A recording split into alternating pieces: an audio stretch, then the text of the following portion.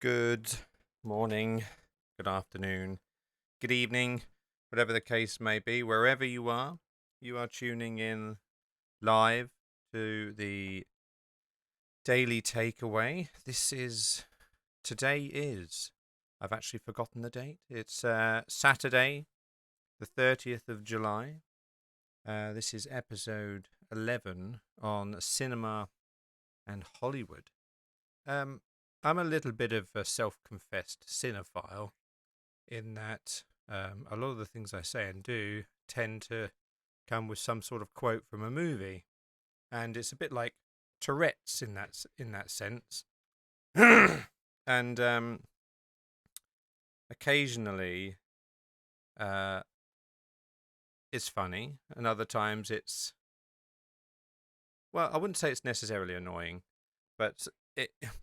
I just have these moments where I'll say something from a movie or I'll quote a song or something. But that's quite good.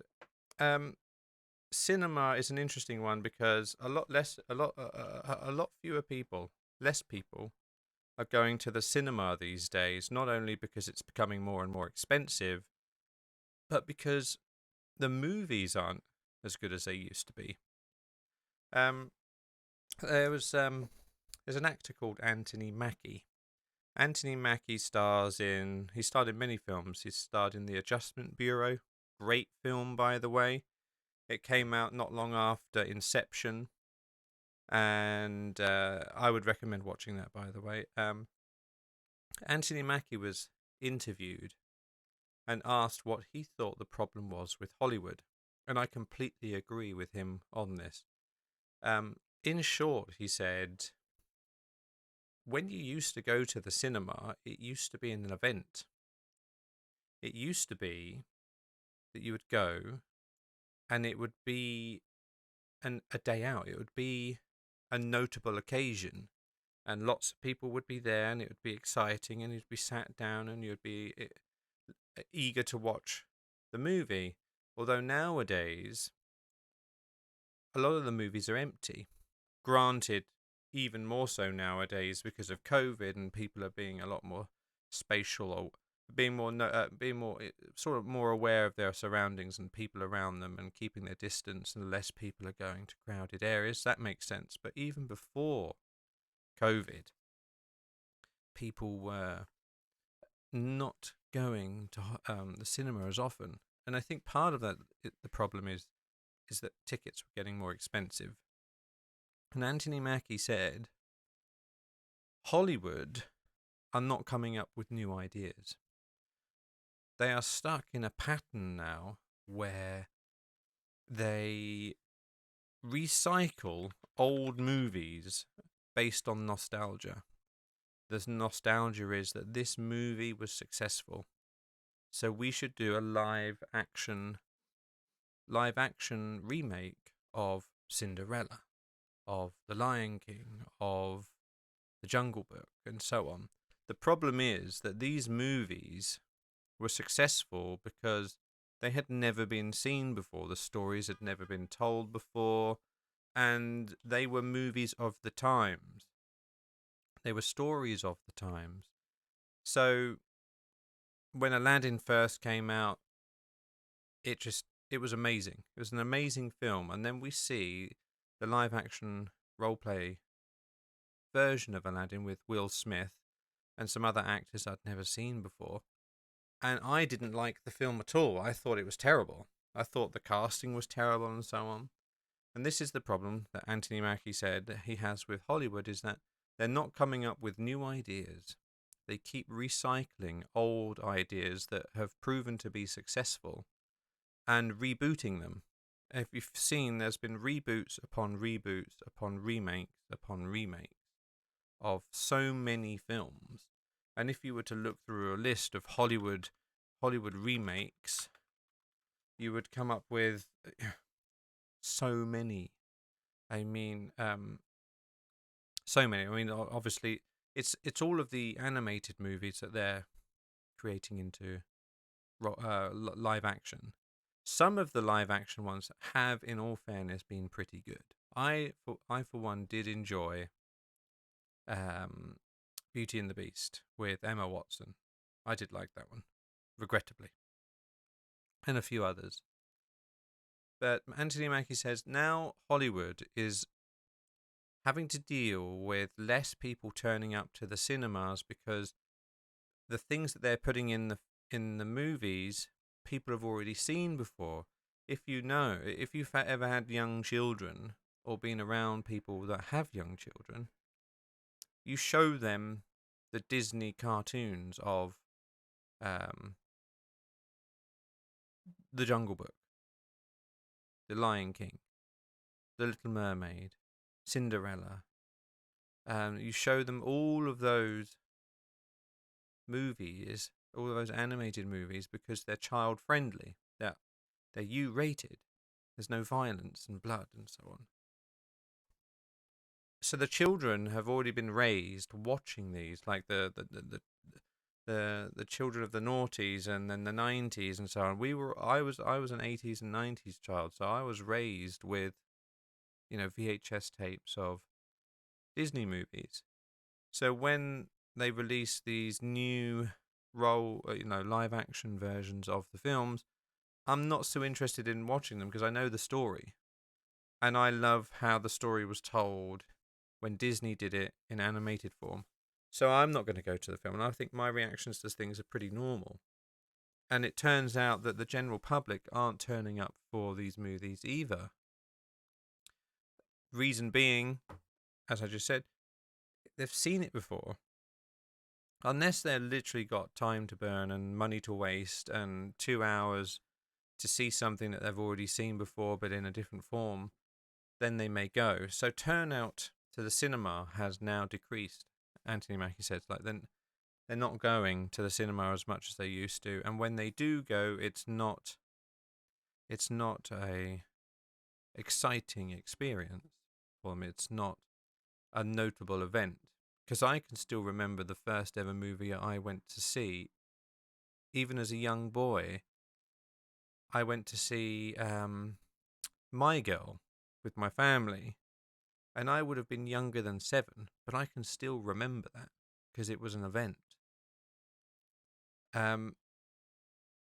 People now aren't going to the movies, so Hollywood have to hike up the prices of their tickets because they need to make money. They need to make a profit. And if less people are turning up, then the fewer people that are turning up have to make up for that difference by forking out a bit more money. So, in a sense, Hollywood looks like they're still successful. It looks like they're still making money.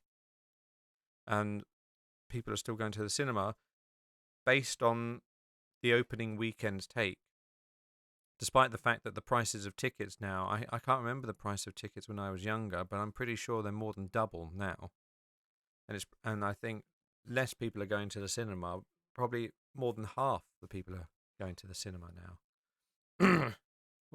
And Anthony Mackie also says, you don't have film stars anymore. You don't have Arnold Schwarzenegger is. You don't have Arnold Schwarzenegger, action movie star, in his new film X, Y, and Z. You don't have Tom Cruise in his new movie X, Y, and Z. It's always the new Hulk film, the new Thor film, all these fictional characters, the new Spider-Man. How many Spider-Mans have we gone through in the last 2 decades? What is it, 3, 4 actors that play the same role, and they just keep recycling the same one because the previous Spider-Mans were successful, and they're trying to come across somebody, they're trying to find an actor that everybody can resonate with, so more people turn out to watch the movie. Granted, the latest Spider-Man is actually pretty good. I mean, I quite like the actor in that. I think he's a likable guy, in my opinion. And that being said, there are no more action stars. There are no more movie stars. They're just the characters of the movie in Hollywood. Now, and then you fast track, you switch over to Netflix, and you see that Netflix are willing to take a risk. They're willing to fund the development of movies that Hollywood aren't willing to touch. And as a result, the streaming services are on the up.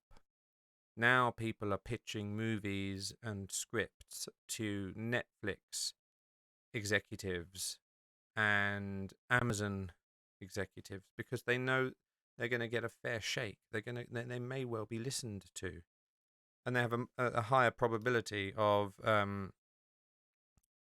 getting the movie made when talking to these streaming services. And that's just because Hollywood aren't willing to take risks. They keep remaking previously successful films in hope that they'll make some money along the way. As I said, the first movie that I can remember going to, like memory-wise, is My Girl. I don't remember anything else about the film. I just remember being at the cinema and watching the Macaulay Culkin's character die after being stung by a bee, I think it was. But the first movie that I really remember as an event, as an exciting time, was Will Smith's movie, Men in Black. I can still remember the opening scene on Men in Black. The light is dimming, a bug flying around, dun, dun, dun, dun, dun, dun, dun, dun, and then it gets hit by the truck. And this alien bug or mosquito or whatever bug it was, it may have been a dragonfly, splats against the windscreen of the truck, and the truck driver just turns on the windscreen wipers, and you see all of this green goo being spread about the windscreen. I can still remember that. That was such an occasion for me that I can still remember it. I can still remember that being like the first movie I got excited to see at the cinema. Do I get that excited now? No. Maybe it's because I've gotten older. Maybe. But I can still mentally picture like the sort of picturesque fun day out of going to the cinema with the family, or huddling up, grouping up together, queuing, being allowed in through the turnstiles, being, having their tickets stubbed, getting a bit of some popcorn and some snacks, and sitting down in their seats and getting all excited during the trailers, and that used to be exciting. Did you ever buy a packet of popcorn? Big box of popcorn, like as large as you can get, and you're chewing away, and you finish the popcorn before the movie's even started? It's because like the trailers were like 20 minutes long. Did you ever play that game when you were at the cinema and the trailers were on, and you tried to be the first one to guess what the advertisement was appearing on screen? You'd look at it and it would be like Dolby Digital, THX, and you'd be rushing to guess what the Revolution, Universal, and you'd it was like a competition to see who could guess what the advertisements were. And that's how you knew that you went to the cinema a lot, because you knew the intros to the advertisement. I do miss going to the cinema. I do miss it being an event. There was a cinema I went to when I lived and worked in Canada many years ago, in northern Quebec.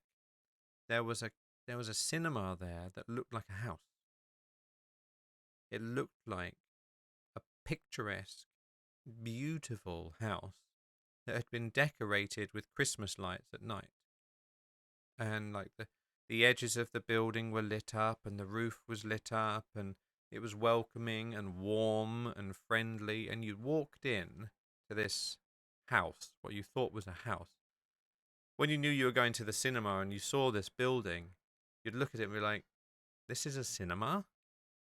It was so small, because the cinema screens were underground. They'd been dug into the ground. This house was like the cinema foyer, the welcome area where you'd get the popcorn and the drink. And it was beautiful.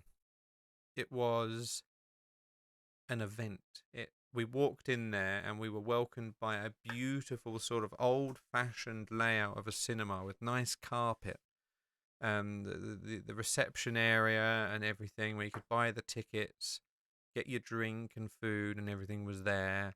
And the cinema screens were small in the sense that they weren't these giant IMAX 3D humongous screens, and lots of people. It was smaller, but it was more personal.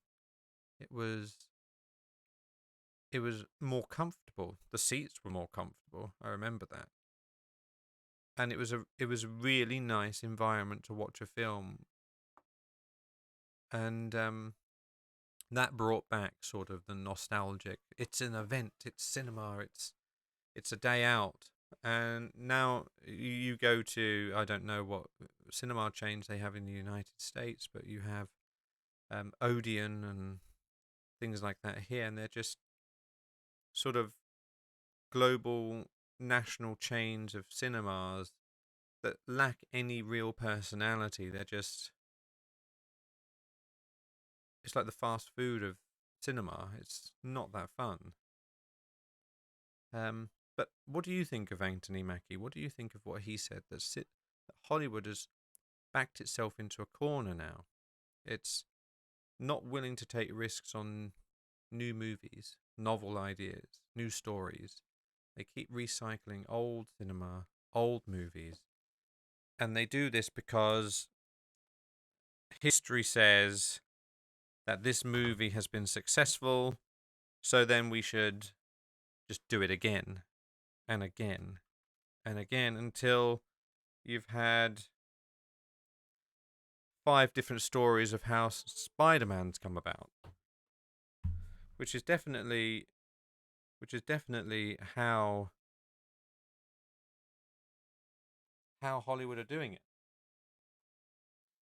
I'm going to have a look up on Google how many remakes have been, Hollywood remakes that are that have been done, like, or Hollywood reboots, we should say, because they did. Top Gun was remade, Scream was remade, the Batmans have been remade many times, Toy Story, but that's more over like sequels, I suppose.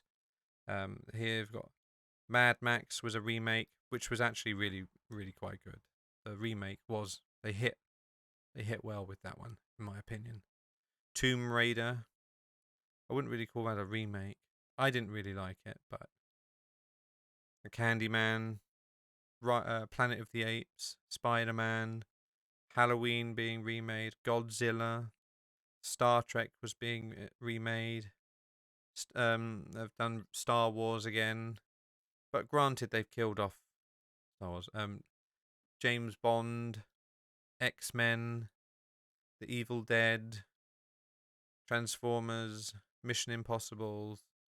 These are all, I mean, here we have Blade Runner. The modern Blade Runner was pretty good. Matrix redone, so on and so on and so forth. Like, those aren't really reboots and remakes to me, to be honest. The list of reboots and things are like rebooting old franchises that have fallen by a wayside, like RoboCop. RoboCop was rebooted. They've made American Psycho again, and lots of others. They don't need to just come up with new ideas. There are plenty of creative writers and script writers and novelists and stuff out there that have amazing stories to tell that Hollywood should adapt into screenplays. I'd go and see them. One of my favorite movies of all time isn't even in English. It was a French movie called The Untouchables, and Hollywood got their filthy hands on The Untouchables. First of all, they changed the name. I have to get this up for you because it upsets me. The Untouchables. The Untouchables is about a quadriplegic. Called Philippe. And Philippe doesn't have the use of his hands, his arms. He can only move his head. And he's looking for a carer. Somebody to wash him, bathe him, feed him, lots of different things. And there is a young man by the name of Driss. And Driss in the film is an African European French. He's basically on the dole. He's on. He's being given state money to keep him alive while he's searching for a job, and he has to prove that he's searching for a job. To prove you're searching for a job, you have to go and get interviewed, and he has pieces of paper have to be signed to say yes, indeed he did turn up, and yes, indeed he was applying for the job. Well, anyway, he applies for this job that he's woefully unqualified for, but he gets it. And the movie is based around this relationship between two very unlikely individuals, because on the one hand you have a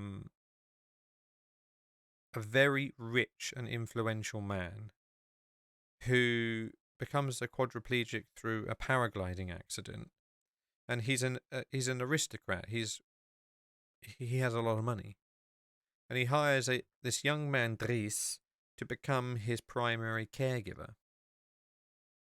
And it's the relationship that these two unlikely individuals form, and the friendship they bond,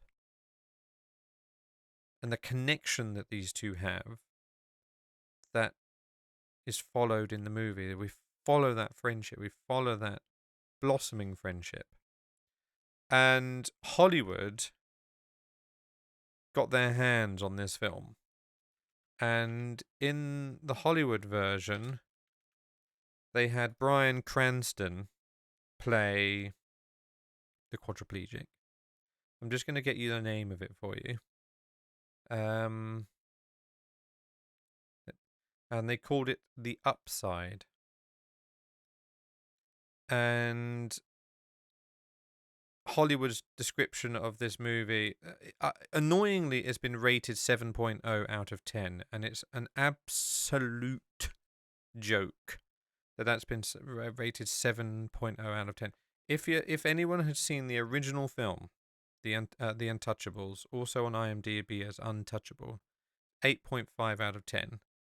And I think that's because it's in French, and not a lot of English people are willing to watch subtitles with a movie. But if they are, they're in for a treat. Hollywood get their hands on this film. Yeah, Hollywood get their hands on this film, and they rename it to The Upside.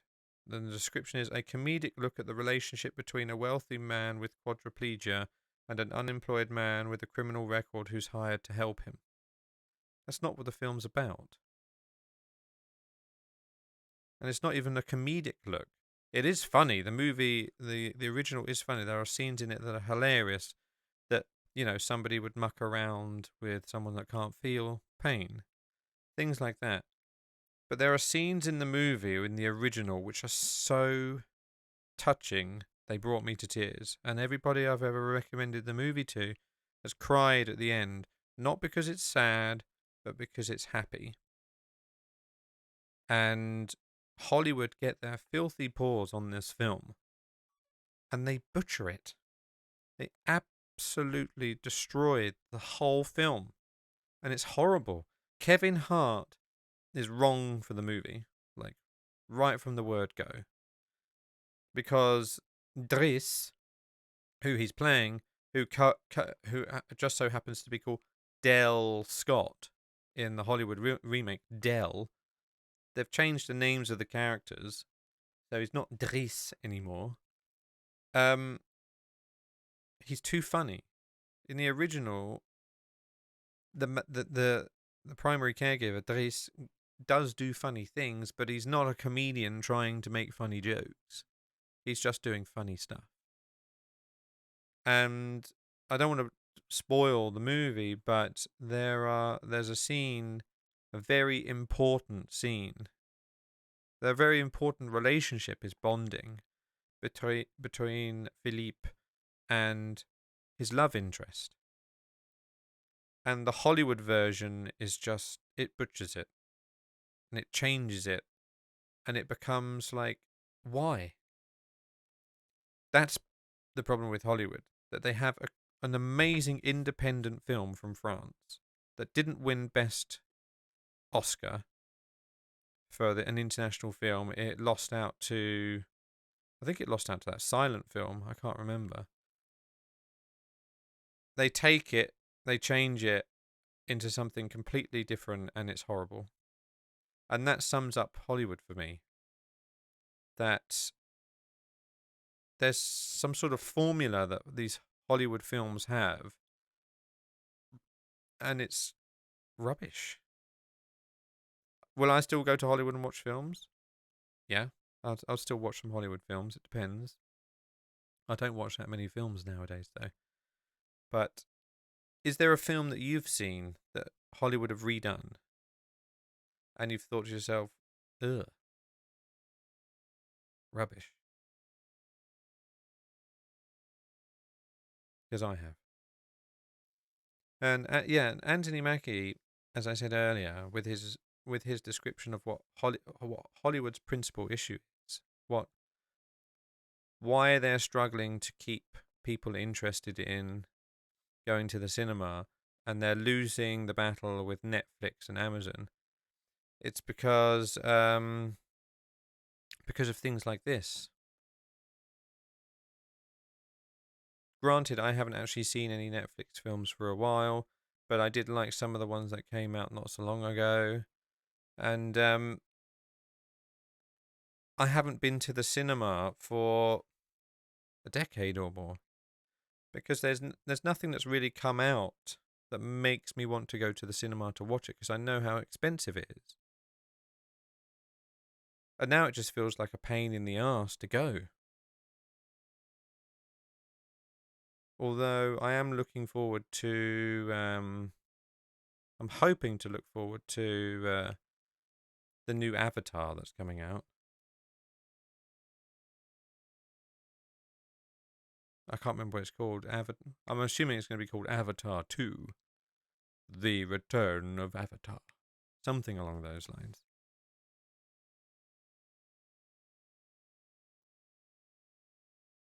But yeah,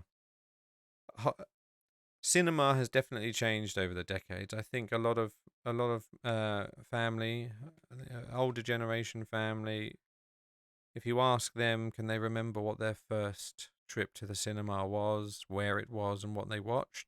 I think a lot of them would remember. And I think a lot of people would struggle to remember what the last movie they went to the cinema to watch was, unless it was in recent history, like within the last year. And that's a shame. Let's have a look at some facts and figures. Box office records. And again, Hollywood keep increasing the value of the tickets because less people are turning up. The most successful, I'm going to, for those of you that are watching the stream live, I'm going to get some IMDb Pro Box Office Mojo, and we can see the top 10 movies of all time in terms of lifetime gross. The first one is still Avatar. The new Avatar is coming out soon, so I think a lot more people are going to watch the old Avatar and refresh, because the old Avatar came out 13 years ago. Avengers Endgame was good. And I think it was good because they had so many Hollywood A-listers in the film. Everybody, all from the Guardian. They dragged everybody in, from Guardians of the Galaxy to, the Spider-Mans, and they're bringing everybody in as an ensemble. You've got the Titanic here, 1997. I remember going to the cinema and watching that too.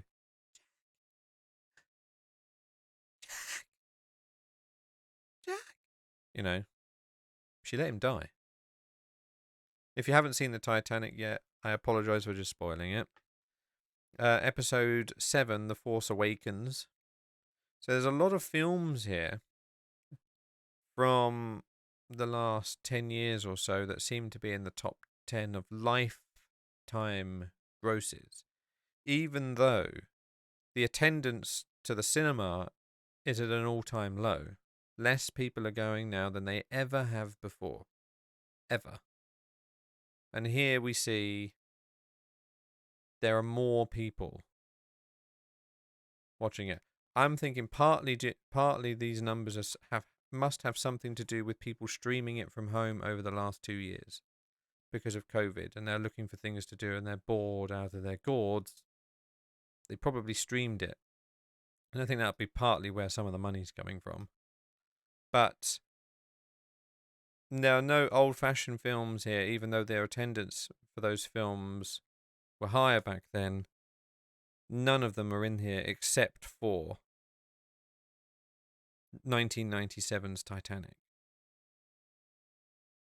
That's the oldest one there by a country mile. We can have a look, see if there's movie attendance records.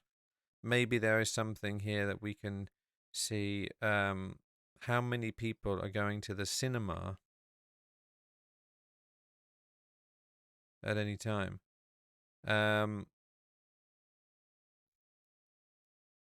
Here we've got 225 million people went to see Gone with the Wind. 194 million went to see Star Wars Episode 4 A New Hope. 156 million went to see The Sound of Music. Like 1997 Titanic. But these don't date back very far, there aren't. 2009 Avatar, 78 million people went to go see Avatar. Forget not that Avatar is the highest grossed film of all time.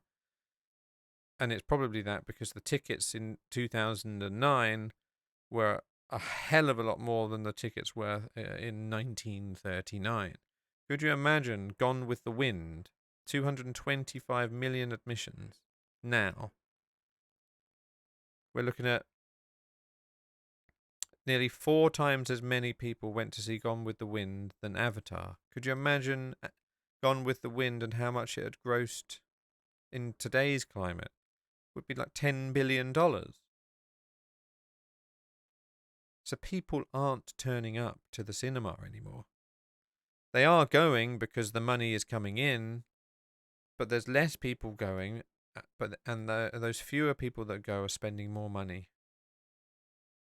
They have to spend more money because Hollywood needs to support itself. So the cinemas that are hosting the movies probably have to pay a price to host them.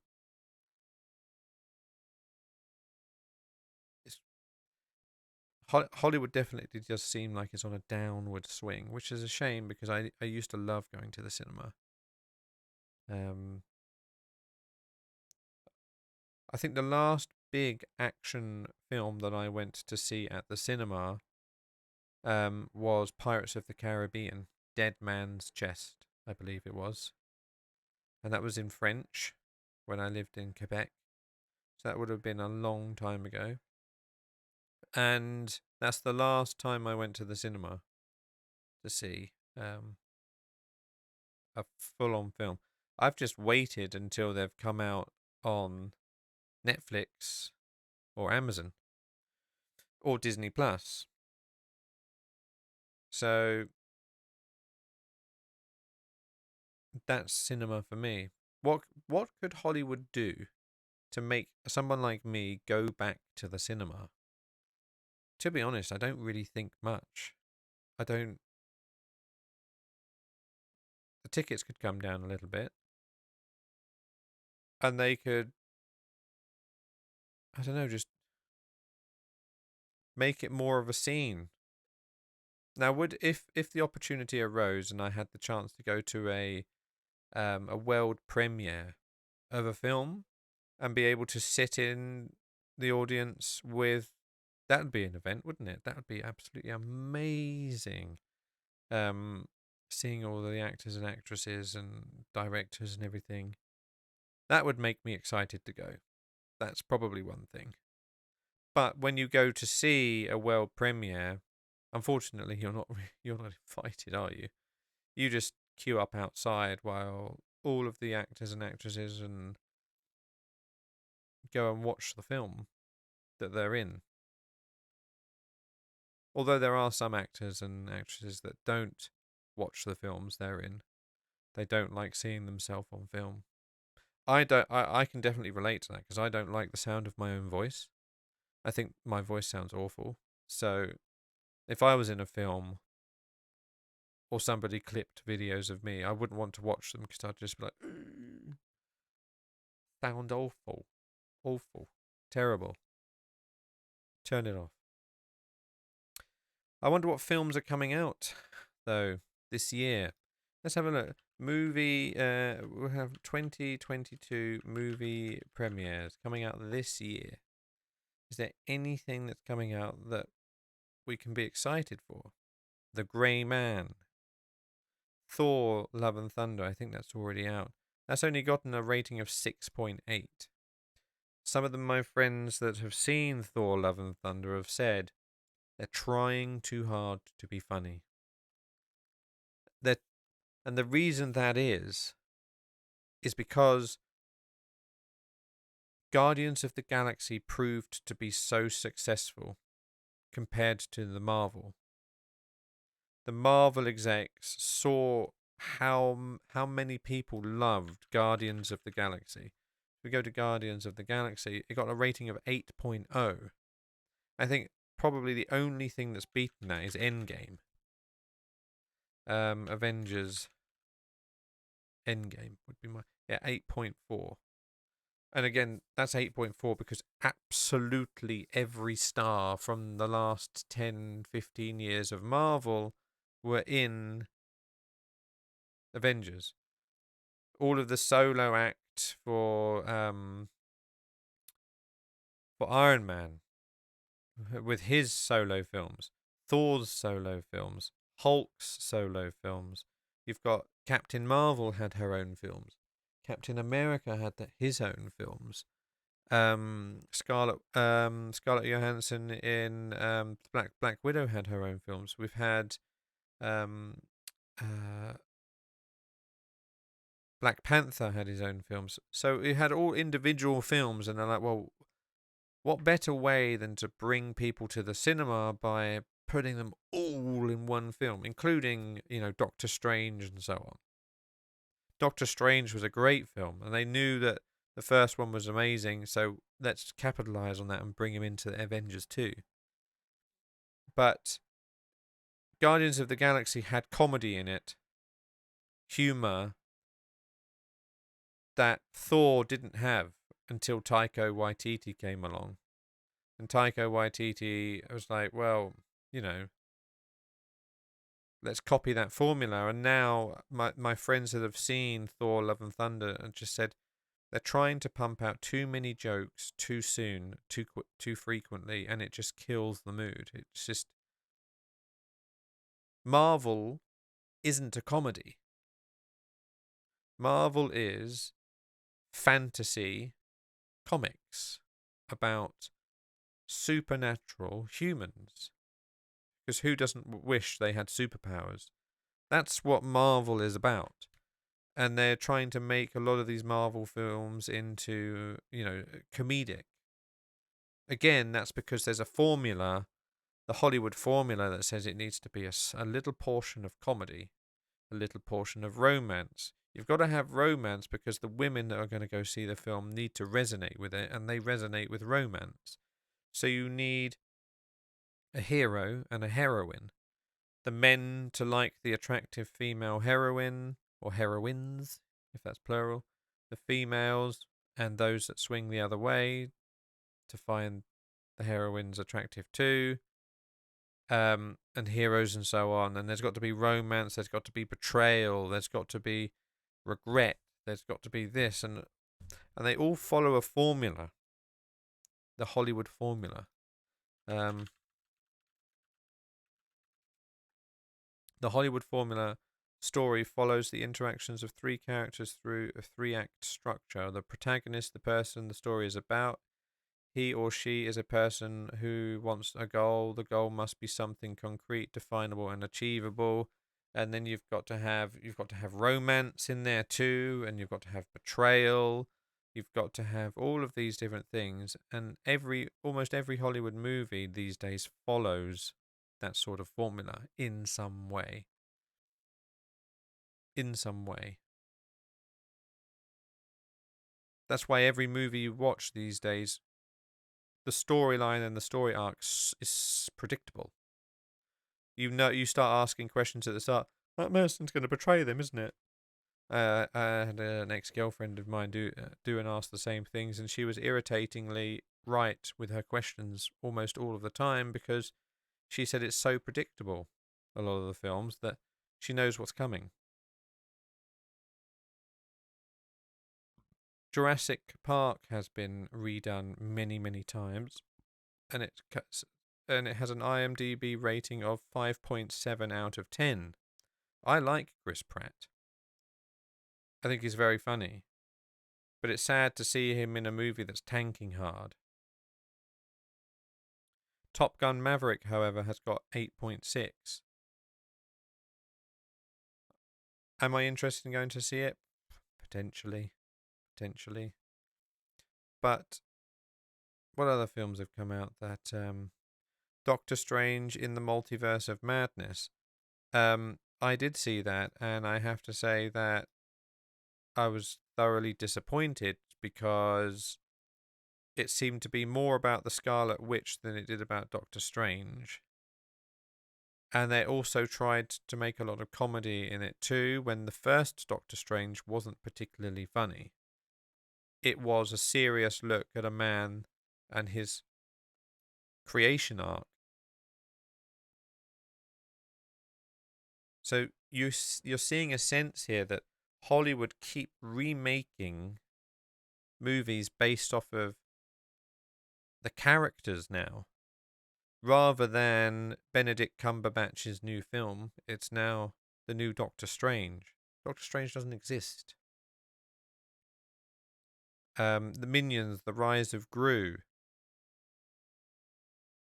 We know Despicable Me was amazing. Great film. Despicable Me 2, yeah. And then they make Minions because, well, hold on. We need to capitalize on everybody loving the Minions in Despicable Me and Despicable Me 2. So they make an entire movie about characters that don't even speak English. And no offense, it's terrible. Terrible. Batman. I have not seen the new Batman, but a lot of people are saying Robert Pattinson in it is pretty good. He's a pretty good Batman. He's taken it a different way. We did see the Joker remade.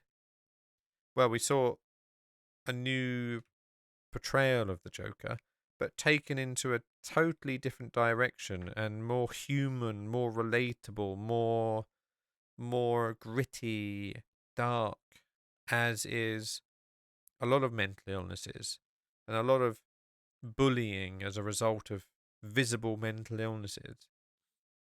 People not liking things that are different. That is why the Joker with Joaquin Phoenix was so successful, because it's relatable. We can relate to him on an emotional level, and he reaches breaking point. And that's why he gets 8.4 out of 10, because it is relatable. Of just a thoroughly unhappy man because he was trodden on by society because of his mental illness. Can't be helped, and that's why we love the film. That's That's one that I'm not even sure if I don't not even sure if Hollywood made the joke or if that was a Netflix funded thing. But awesome. Do you have any favorite films that you've seen in the last few years that have really made you think, wow, that was a good film? Are you somebody that likes watching films that make you think? For instance, that film, what was it called? Where he takes photographs and tattoos his body so he can remember things because he suffers from memory loss. Oh, what was it called? Oh, I think it's called Memento. Yeah, Memento. Are you somebody, another 8.4 rated? Are you somebody that enjoys movies that make you think? Or are you somebody that enjoys eye candy and you just want to be entertained for an hour and a half to 2 hours? And you don't want to be left thinking, about the mysteries of the universe and so on. Or do you watch films depending on your mood? Because sometimes you're in a happy mood and you want to watch something happy, isn't it? Or other times you need a pick me up, so you watch a comedy. Other times you're in the mood to be scared and frightened, so you watch a horror. I don't like watching horrors on my own in the dark. I have a very active imagination, and as a result, those sorts of films make me think and overthink. So I will have, a sense that something oppressive is nearby and watching me, and it freaks me out, and I sort of panic. You watch a lot of comedies, says Mikey. I, yeah. Do you feel like you have to be in the mood to watch a comedy, or is it a comedy that you can just watch anytime you like? Like, it could be any time of the day, any week, and you just slap on a comedy, and it's good. Movies for me really depend on my mood, and if I'm not in the mood for a comedy, I won't watch one. I haven't been in the mood for a movie for a while, though, which is a shame. But yeah. When was the last time, Mikey, you went? Actually, the question here is, can you remember the very first movie you went to see at the cinema? What was it like? Was it a big event? Was it a day out? Or was it just you and your mates? For me, the first movie I can remember seeing was a family day out to watch My Girl when I was like 5 years old or something. The other one that I can completely remember the start to and being excited for was Twister, the film Twister, and Men in Black. I can remember the feeling. I don't remember which cinema we were at, but I can remember the feeling.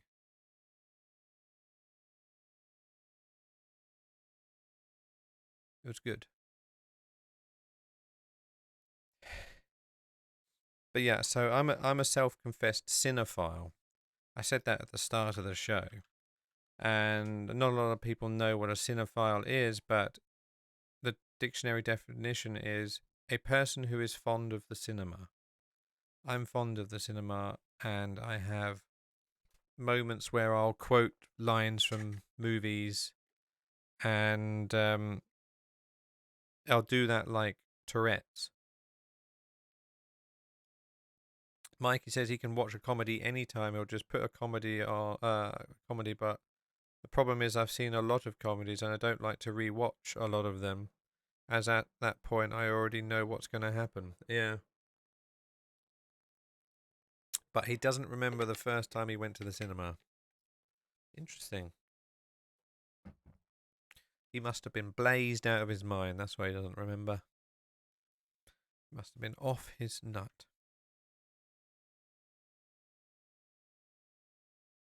But what do you think? Anthony Mackie said the problem with Hollywood is they aren't willing to take new risks, take new ideas, take a risk on new stories and make films based on new stories. They keep recycling old movies, old stories that have proven historically to be entertaining to people. And as a result, those people that have seen the old films, the old animated films, aren't interested in watching the new live action films because they already know the story. And nostalgia can only do so much.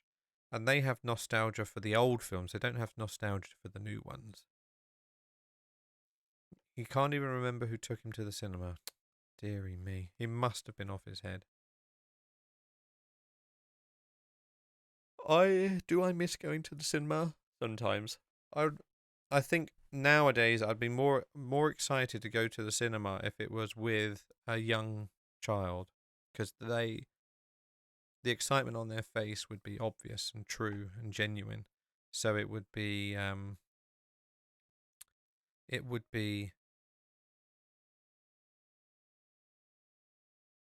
would rub off on you, wouldn't it? Their excitement,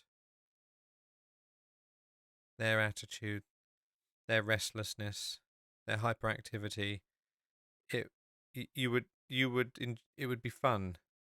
Whereas nowadays, the queuing and the popcorn, and I can't be bothered with it anymore. You just want to get it over with. Just get me in there. I don't want to see any trailers. Just put the movie on as soon as we sit down, when they say it's going to go on, and then, oh, can we just go home? Can we just go home? Oh, dearie me. But this, I suppose, is a good time to end today's podcast. Today's podcast, if you're just tuning in, was about cinema and Hollywood. Cinema and Hollywood. What I enjoy about Hollywood, what I enjoy about cinema, how cinema is changing, how streaming services are taking over, how Netflix and Amazon have changed cinema probably forever because Hollywood is falling behind. And there are reasons why Hollywood is falling behind. If you are interested in the show and you want to appear on a podcast and have a debate, you're more than welcome to. You can contact me through several social media outlets. You have Twitter, which is twitter.com/daily_takeaway. You can contact me on there through a direct message. I have a link tree on my Twitter that will send you to a website that has all of my social media links on it. So when you click on that, you'll have a link to the live stream on Twitch, to TikTok, to Discord. You're more than welcome on Discord to come in, join, have a chat, join the community. YouTube, Twitter, Reddit, and Instagram. So you're more than welcome to come and join. That is the end of today's podcast. Tomorrow, I will be doing another podcast, same time, same place. So it's on Twitch at 1 p.m. GMT. 1 p.m. GMT, which is 8 a.m. Eastern Seaboard. 2 p.m. Central European Time. 9 p.m. Beijing. 10 p.m. Australia. You can listen to this podcast anytime you like once it's uploaded onto YouTube, which will be either later tonight or tomorrow. We already have a selection of